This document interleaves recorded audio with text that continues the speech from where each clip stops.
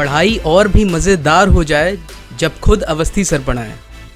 उनसे जुड़ने के लिए उनके चैनल को सब्सक्राइब करें और बेल आइकन को दबाएं उनके लेक्चर्स को सबसे पहले देखने के लिए।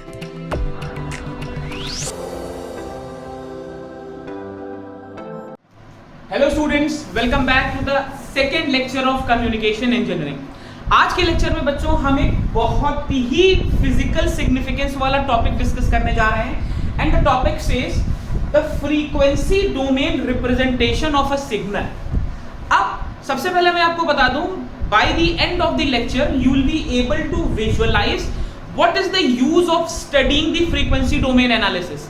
हम फ्रीक्वेंसी डोमेन में सिग्नल की एनालिसिस क्यों करते हैं, सबसे इंपॉर्टेंट एस्पेक्ट इस लेक्चर के एंड में आपको इस सवाल का जवाब मिल जाएगा और मेरी पूरी कोशिश रहेगी ड्यूरिंग द लेक्चर कि आपको बिल्कुल अच्छे से ये कॉन्सेप्ट समझ में आ जाए, ठीक है ना। अच्छा, ये लेक्चर आपका सिग्नल्स एंड सिस्टम का यूनिट 3 भी कवर करता है और कम्युनिकेशन इंजीनियरिंग के यूनिट 1 का सेकेंड टॉपिक भी कवर करता है।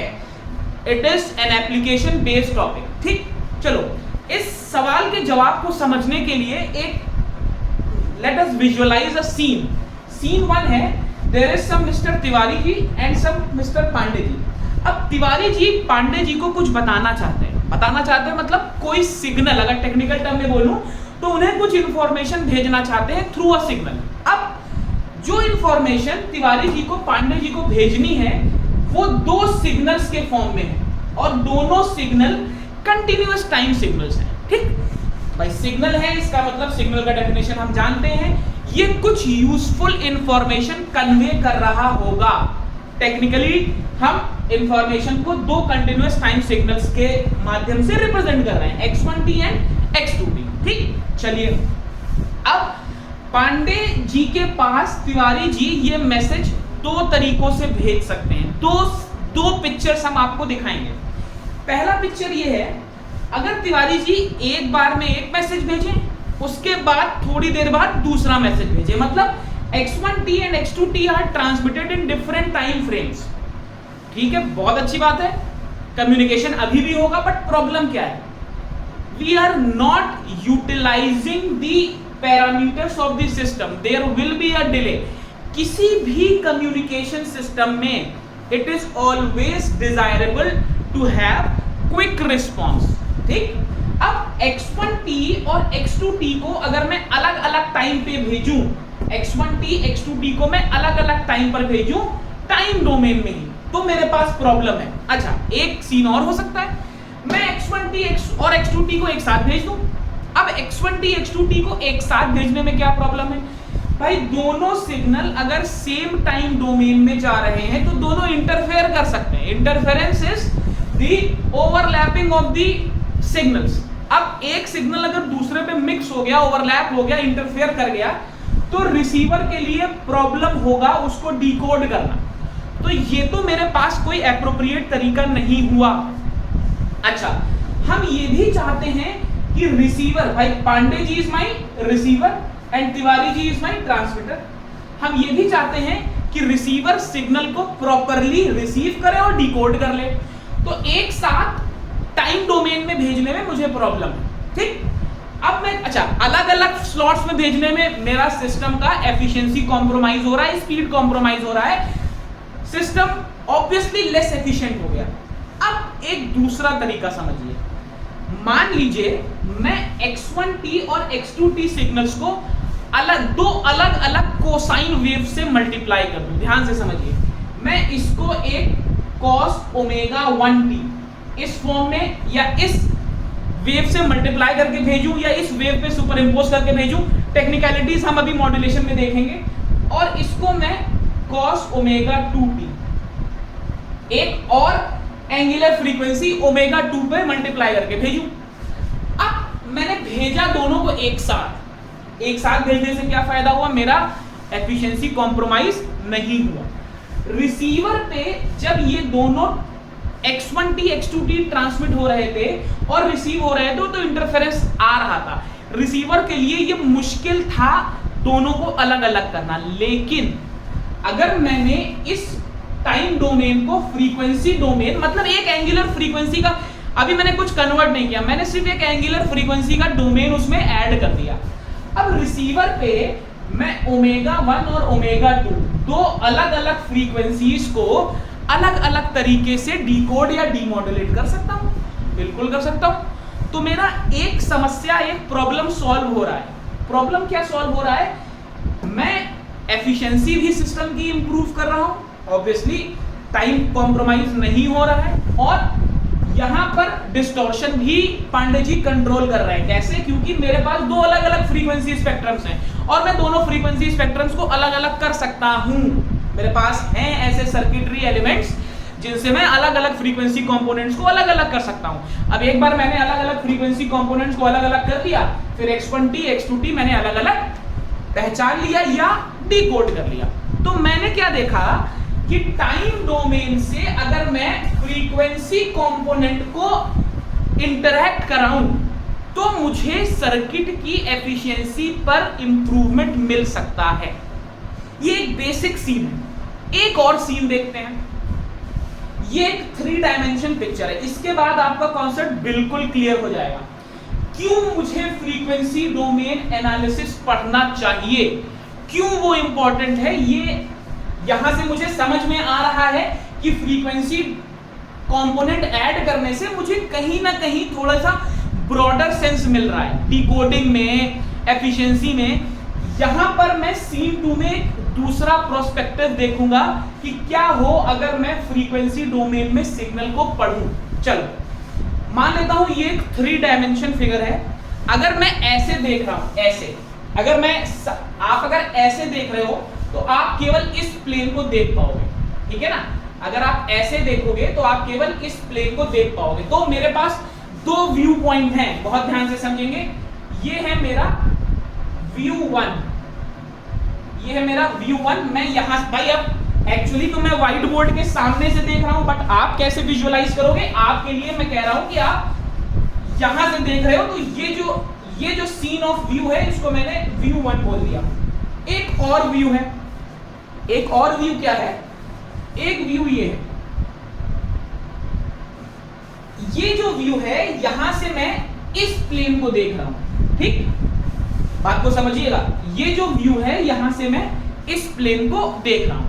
अब मान लेता हूं इस सिग्नल के 3 कंपोनेंट थे। भाई मुझे सामने से क्या दिख रहा है? जब मैं सामने से देख रहा हूं तो मुझे, जब मैं व्यू 1 से देख रहा हूं तो मुझे एक सिग्नल दिख रहा है कुछ ऐसा, ऐसा कोई सिग्नल है। This is t, this is xt, ठीक, एम्पलीट्यूड या सिग्नल xt बोल लो, फाइन।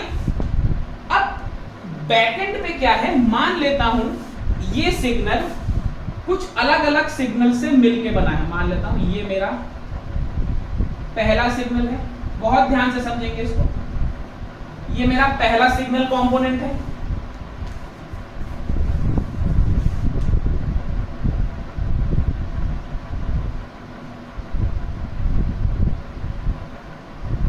ये मेरा दूसरा सिग्नल कंपोनेंट है।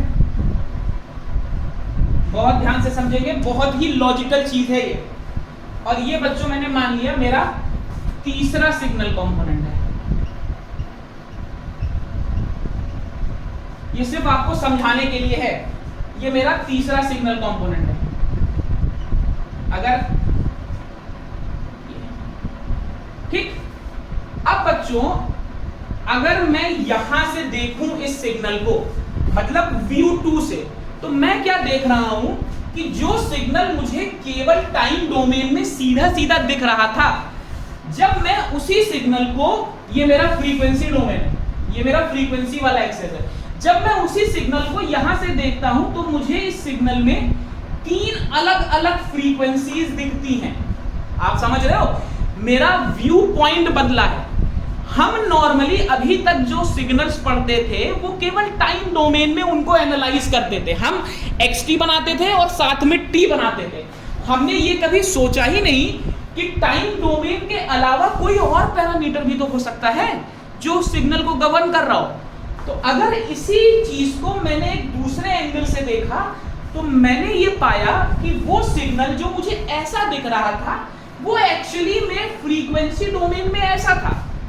अब फ्रीक्वेंसी डोमेन में ऐसा मतलब, इसका मतलब हुआ मेरा सिग्नल xt एक्चुअली में कॉम्बिनेशन था कई सिग्नल्स का, और हर इंडिविजुअल सिग्नल अलग अलग फ्रीक्वेंसी का था। बात को समझिएगा, मेरा सिग्नल xt जिसको मैं सिंपल सिग्नल समझ रहा था, वो ऑल्दो वो टाइम डोमेन में तो मुझे सिंपल लग रहा था, बट एक्चुअली में वो सिग्नल अलग अलग फ्रीक्वेंसीज का कॉम्बिनेशन था। तो क्या मेरे लिए ये नजरिया इंपॉर्टेंट नहीं है? अब सवाल है कि कम्युनिकेशन इंजीनियरिंग में ही ये इंपॉर्टेंट क्यों है? अब इसको समझिए। देखिए, मान लीजिए इस लेक्चर को फॉर एग्जांपल 100 लोग देख रहे हैं, ठीक? अब 100 में से 20 बच्चे ऐसे हैं जो बहुत इंटेलिजेंट हैं, जो नेटवर्क पूरा पढ़ के आए हैं, बेसिक उनको क्लियर है, इंटीग्रेशन में कोई प्रॉब्लम नहीं है। 40 बच्चे ऐसे हैं जो मीडियोकर हैं। मीडियोकर मतलब वो पढ़ना चाहते हैं बट दे आर स्ट्रगलिंग, कोशिश कर रहे हैं बट जज्बा है, कर ले जाएंगे। 30 ऐसे हैं जिन्हें सिर्फ पढ़ना है तो बस मजबूरी है, तो हो सकता है वीडियो को 2x 3x पे लगा के देख रहे हो कि यार कौन इतना लंबा देखेगा, फॉरवर्ड करके जल्दी से देख लो। होते हैं ऐसे भाई, आज की जनरेशन में तो आपको हर चीज कम से कम समय में चाहिए। जब मैं छोटा लेक्चर बनाता हूं तो आपको बड़ा लेक्चर चाहिए, जब मैं बड़ा लेक्चर बनाता हूं तो आपको छोटा लेक्चर चाहिए। बहुत अजीब सी सिचुएशन है। अब समझो, 3 टाइप के बच्चे इस लेक्चर को देख रहे हैं। अब तीनों का नजरिया अलग अलग है। वो बच्चा, वो 20% बच्चा जो शुरू से लेक्चर्स फॉलो कर रहा है, शुरू से स्टैंडर्ड बुक पढ़ रहा है, वो हो सकता है इस बात को समझ रहा हो, ज्यादा समझ रहा हो। भाई ये जानना बहुत जरूरी है ना। हम वो तीनों टाइप के बच्चे इस लेक्चर को देखने के बाद अलग अलग कंक्लूजन्स ड्रॉ करेंगे। कोई कहेगा यार यूनिट 1 में छोटा सा टॉपिक है, इस क्वेश्चन तो आएगा ही नहीं, काहे के लिए लेक्चर देखना, साला टाइम बर्बाद हो गया। 40% बच्चा वो जो मीडियोकर है, जो स्ट्रगल कर रहा है, जो करना चाहता है, वो कहेगा यार कुछ नई चीज पता चली, हाँ यार ऐसा भी होता है, ऐसा हो तो एक नया डायमेंशन ओपन हो जाएगा। और वो 20% बच्चा, शायद उसमें से 10% बच्चा ये कैच कर गया हो कि ये कितना इंपॉर्टेंट है। क्यों इंपॉर्टेंट है? अब कम्युनिकेशन इंजीनियरिंग में समझो। हमने आपको पहले लेक्चर में बताया कि ट्रांसमीटर से सिग्नल ट्रांसमिट हुआ, ठीक? कम्युनिकेशन चैनल के थ्रू ट्रांसमिट हुआ। पहुंचना कहां है? रिसीवर पे पहुंचना है, ठीक? अब जो सिग्नल ट्रांसमिट हुआ उसके अलग अलग फ्रीक्वेंसी कंपोनेंट्स होंगे, ये बात आप अब समझ पा रहे हो ये व्यू देखने के बाद। अग्री?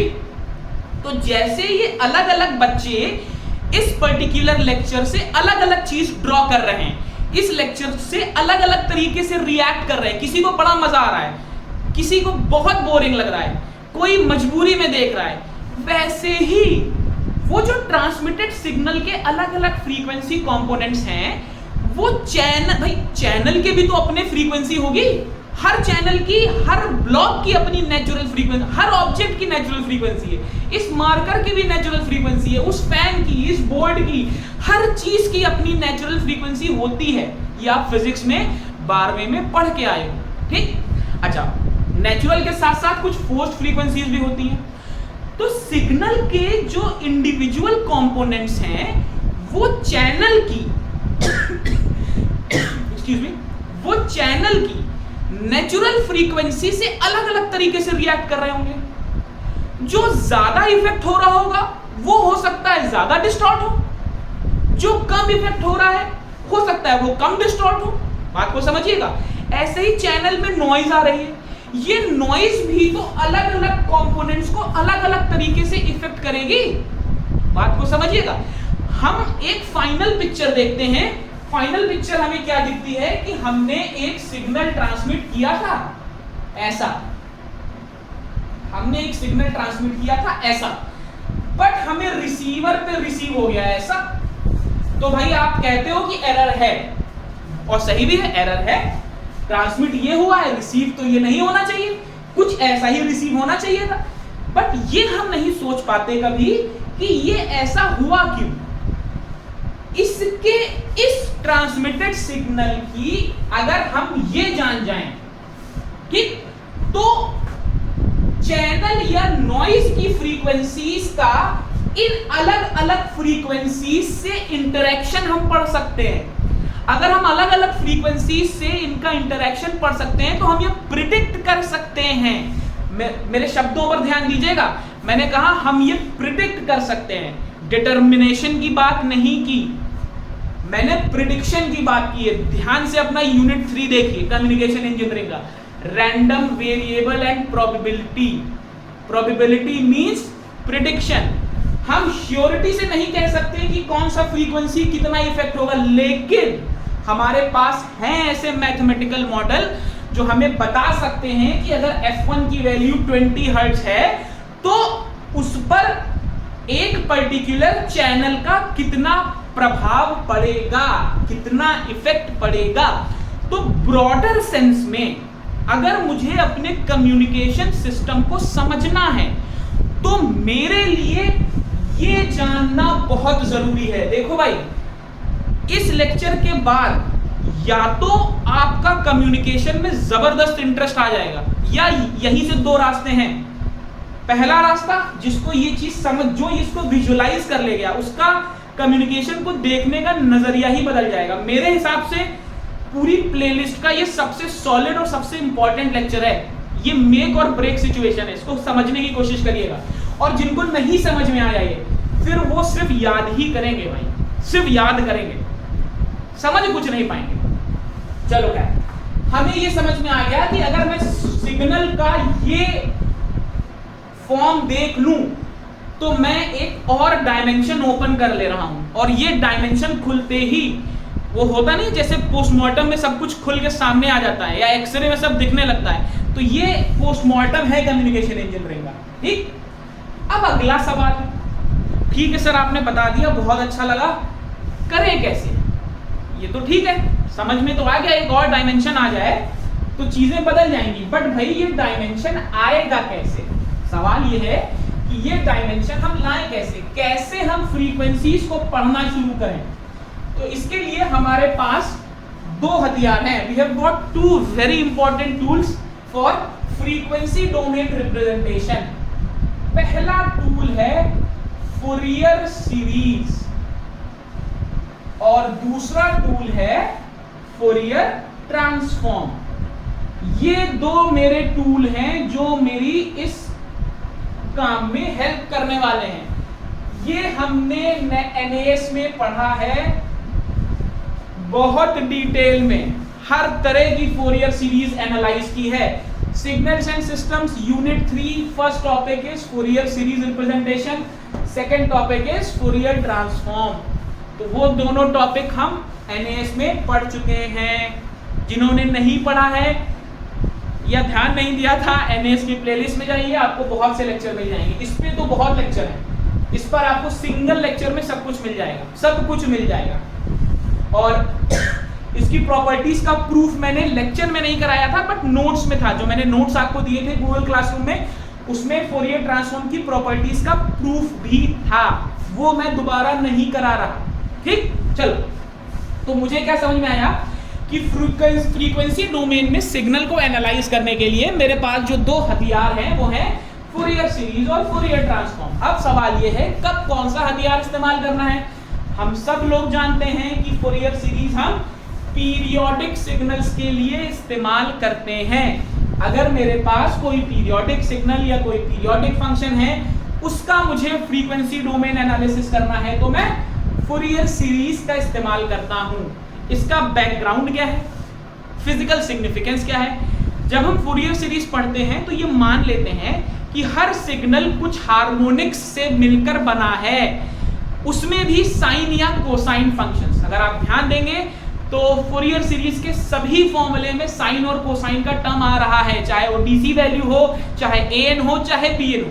ठीक, मतलब हम ये मान चुके हैं कि हर सिग्नल को मैं साइन और कोसाइन के फॉर्म में लिख सकता हूं विद डिफरेंट फ्रीक्वेंसीज, और फुरियर सीरीज उसी फ्रीक्वेंसी का एक विस्तृत या इलैबोरेटेड फॉर्म है। अब भाई अगर नॉन पीरियोडिक सिग्नल्स हो तो क्या किया जाए। अगर नॉन पीरियोडिक सिग्नल्स हैं तो हम इस्तेमाल करते हैं फूरियर ट्रांसफॉर्म। मैंने आपको बताया था Fourier transform is a limiting case of Fourier series. Fourier भाई ए पीरियोडिक सिग्नल को हम ट्रंकेट करते हैं, ये सब हम बता चुके हैं एनएएस में, और ट्रंकेट करके हम फूरियर ट्रांसफॉर्म निकालते हैं। बेसिक फॉर्मूला क्या है, x of f is minus infinity से infinity x of t e to the power minus j 2 pi f t dt। ये है, या कुछ बुक्स में ये ऐसे भी लिखा है, आप जैसे चाहें वैसे लिख सकते हैं, कोई प्रॉब्लम नहीं। x t e to the power minus j omega t dt। कुछ जगह यहाँ पे x ऑफ j ओमेगा भी लिखा है, मैंने लास्ट ईयर भी बताया था, उससे कोई फर्क नहीं पड़ता। तो अगर मुझे टाइम डोमेन से फ्रीक्वेंसी डोमेन में जाना है तो मैं इस्तेमाल कर सकता हूं फूरियर ट्रांसफॉर्म का। कम्युनिकेशन इंजीनियरिंग में हमें इसका कोई इस्तेमाल नहीं करना। कम्युनिकेशन इंजीनियरिंग में हमें इसका कोई इस्तेमाल नहीं करना। हमें xt से x ऑफ f में जाना है। x ऑफ t का जब मैं फूरियर ट्रांसफॉर्म करूंगा तो मैं x ऑफ f पे पहुंच जाऊंगा। x ऑफ f का जब मैं इनवर्स फूरियर ट्रांसफॉर्म करूंगा तो मैं xt पे पहुंच जाऊंगा। और सीधी सीधी बात, टाइम डोमेन से अगर मुझे फ्रीक्वेंसी डोमेन में जाना है तो मैं यहां पर स्पेक्ट्रम एनालाइजर, एक इंस्ट्रूमेंट है स्पेक्ट्रम एनालाइजर, से मैं ऐसा कर सकता हूं। स्पेक्ट्रम एनालाइजर मुझे स्पेक्ट्रम एनालाइज करने में हेल्प करता है। देखो, जब कभी भी मैं फ्रीक्वेंसी डोमेन में एनालाइज करता हूं तो उसको मैं बोलता हूं लाइन स्पेक्ट्रम। ठीक, इसको मैं बोलता हूं बच्चों लाइन स्पेक्ट्रम। लाइन स्पेक्ट्रम के दो पार्ट होते हैं। मेरे लाइन स्पेक्ट्रम के दो पार्ट होते हैं, एक होता है एम्पलीट्यूड स्पेक्ट्रम, एक होता है एम्पलीट्यूड स्पेक्ट्रम, एक होता है बच्चों फेज स्पेक्ट्रम।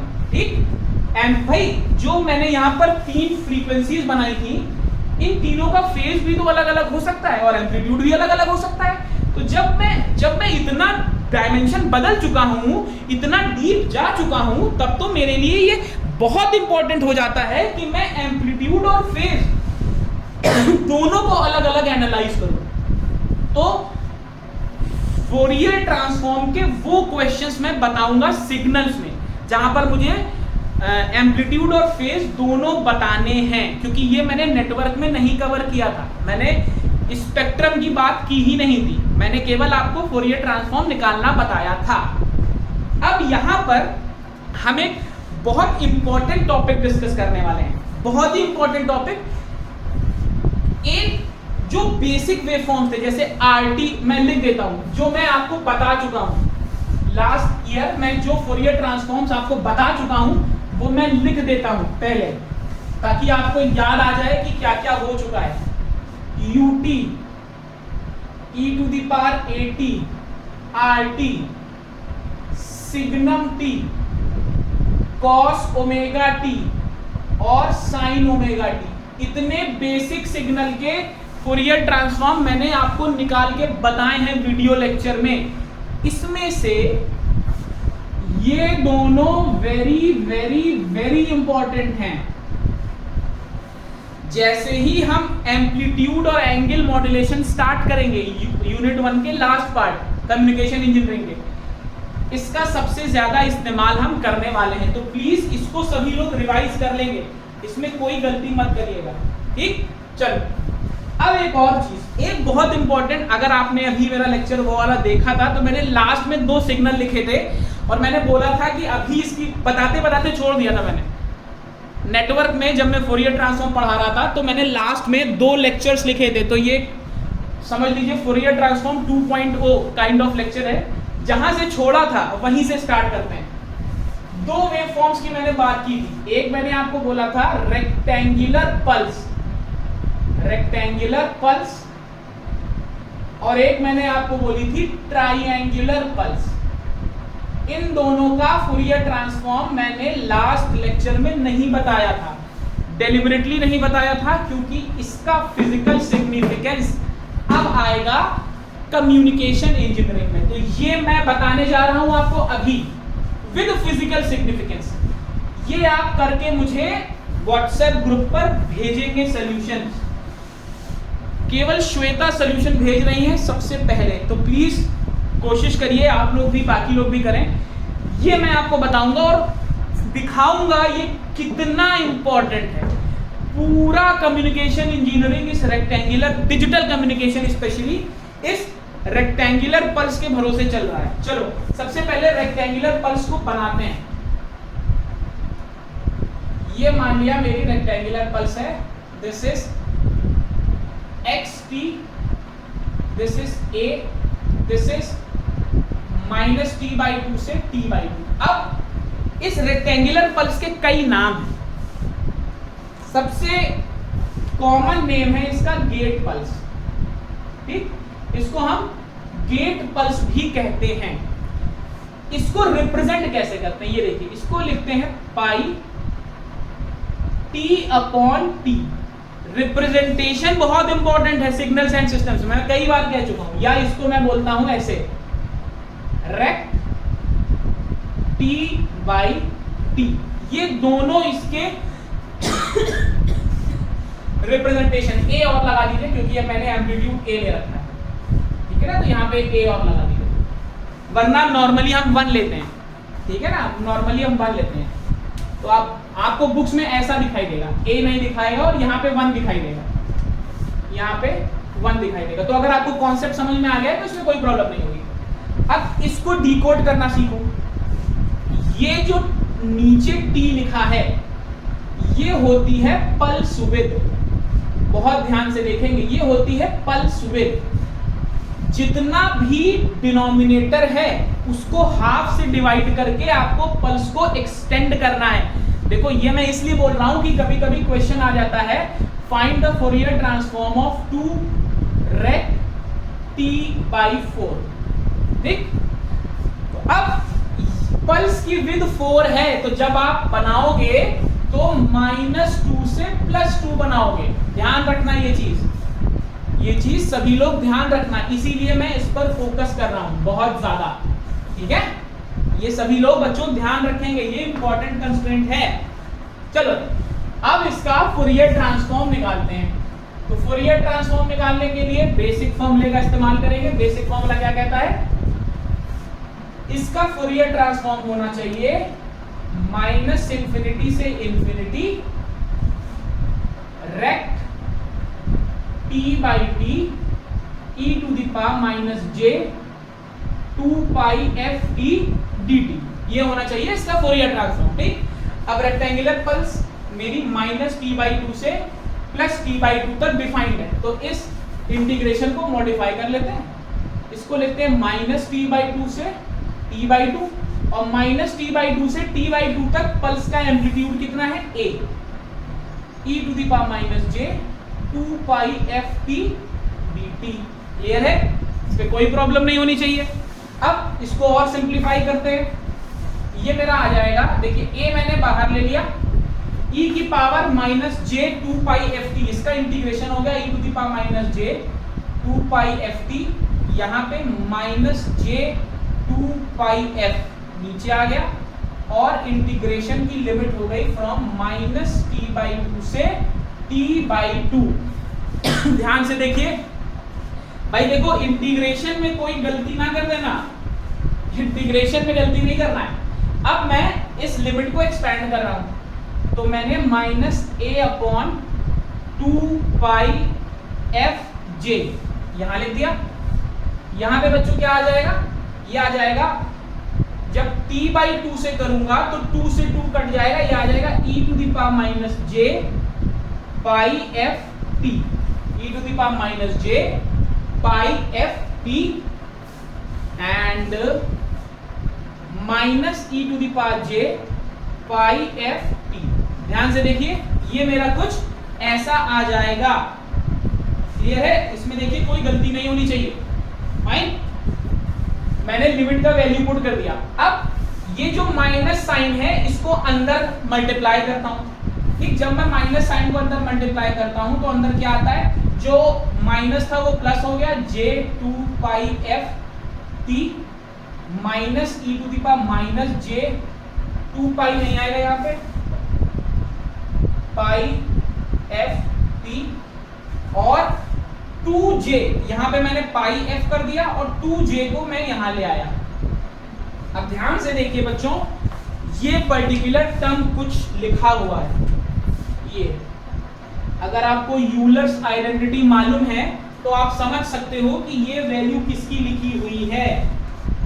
ये लिखा हुआ है बच्चों a upon pi f sine pi f t, this is e to the power j theta minus e to the power, ये है e to the power j theta minus e to the power minus j theta upon 2j is sine theta. ये basic Euler's identity है। I hope आपको मालूम है ये, right. चलो, अब लास्ट ईयर जब मैं आपको बेसिक फंक्शंस बता रहा था तब मैंने आपको एक फंक्शन बताया था सिंक, साइन सी एक्स। सिंक होता है साइन एक्स अपॉन एक्स, ये होता है साइन सी एक्स का फॉर्मूला। तो मुझे इसको साइन सी एक्स बनाना है, तो ध्यान से देखिए कैसे बना रहा हूं, ध्यान से देखिएगा।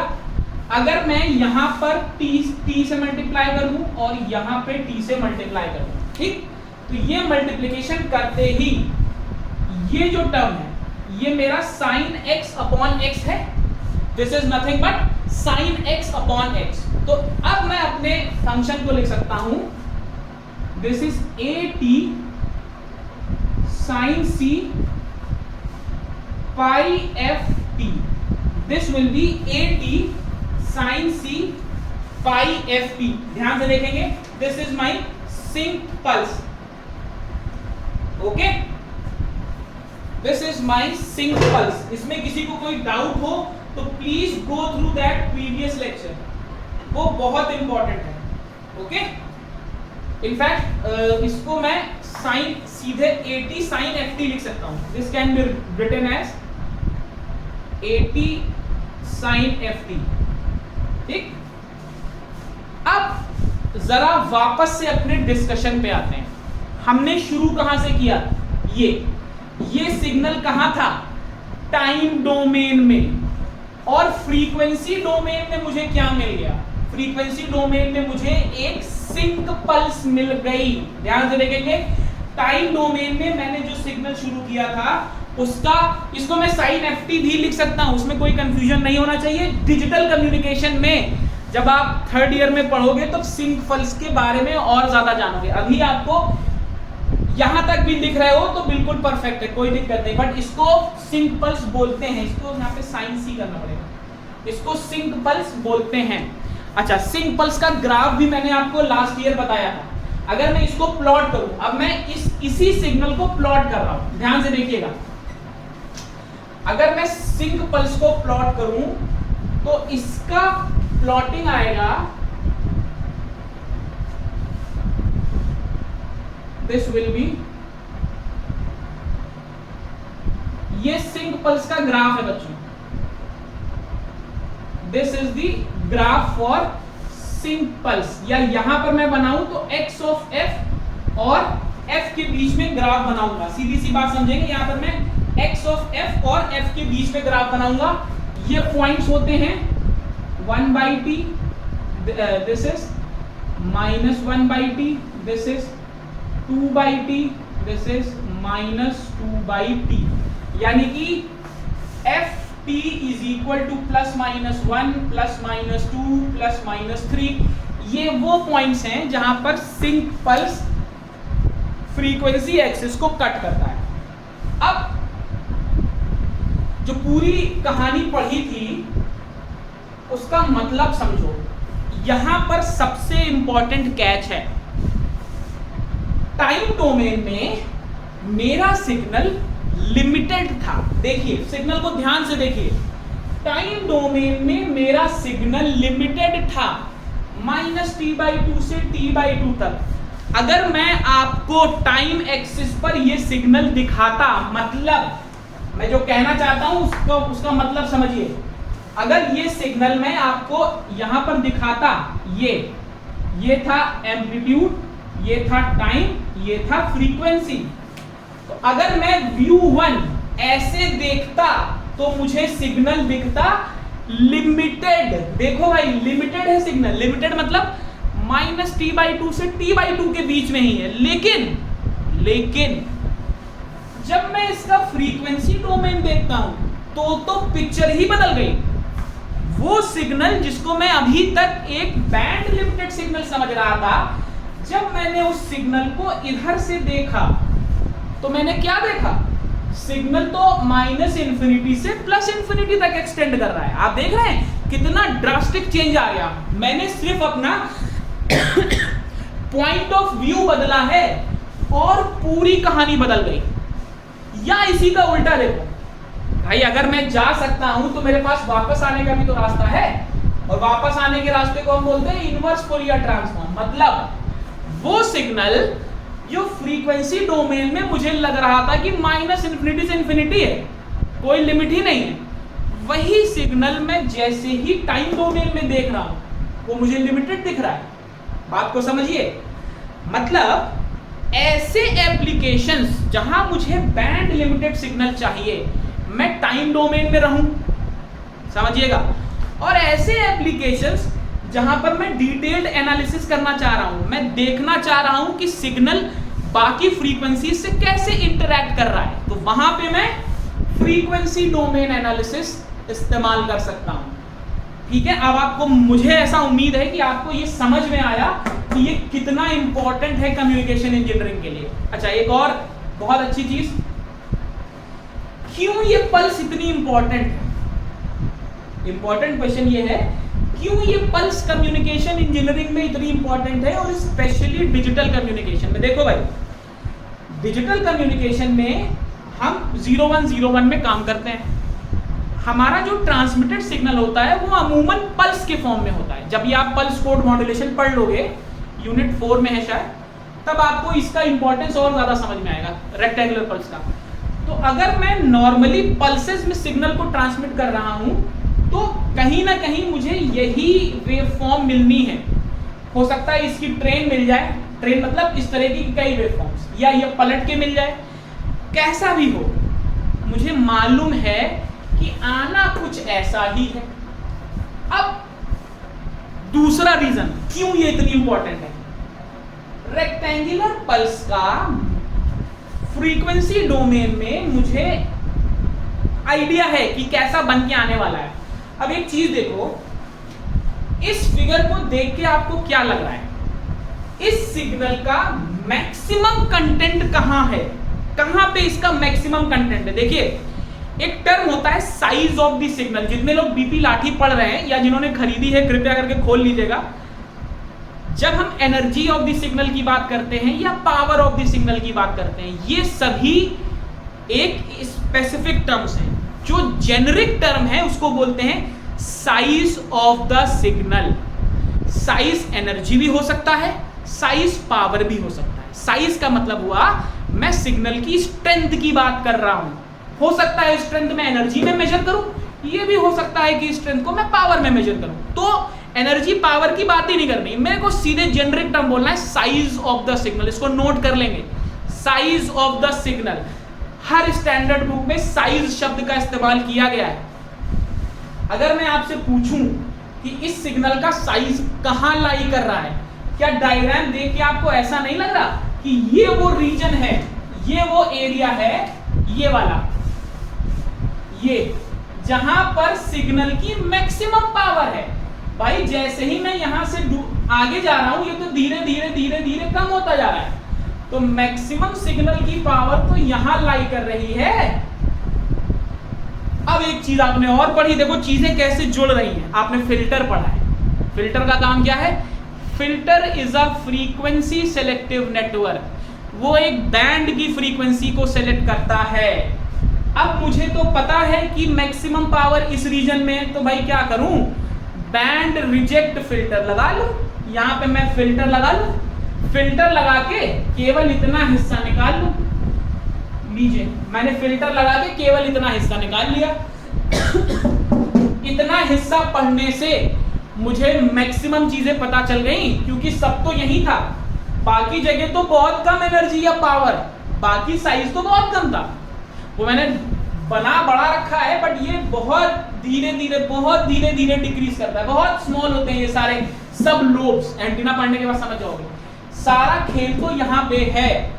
तो आप देख रहे हो टाइम डोमेन से फ्रीक्वेंसी डोमेन आने पर ये सिंक पल्स कितनी इंपॉर्टेंट हो गई।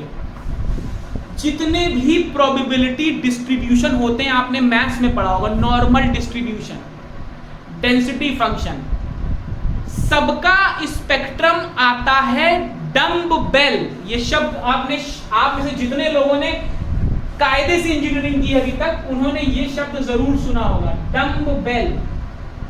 डम्ब बेल शेप का ही स्पेक्ट्रम आता है। तो अब मुझे अगर ये डम्ब बेल ही तो है, उल्टा घंटा, ये डम्ब बेल ही तो रखा हुआ है, देखिए ये घंटे जैसा ही तो लग रहा है।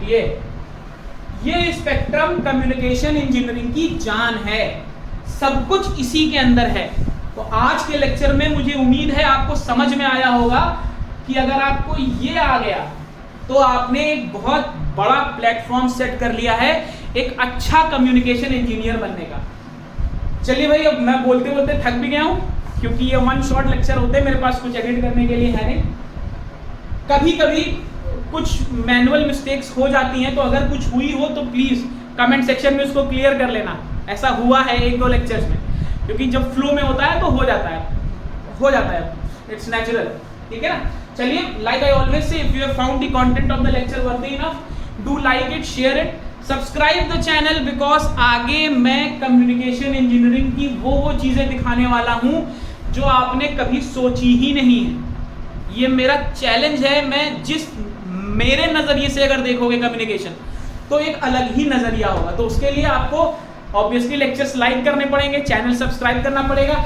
जब तक एक नंबर ऑफ व्यूज नहीं आ जाएंगे, मैं कम्युनिकेशन का अगला लेक्चर नहीं डालूंगा। तो प्लीज लेक्चर को प्रमोट करिए, ये है वर्थ प्रमोटिंग। पूरे यूट्यूब पे हजारों लेक्चर मैंने खुद ढूंढे, ये चीज आपको कहीं नहीं मिलेगी।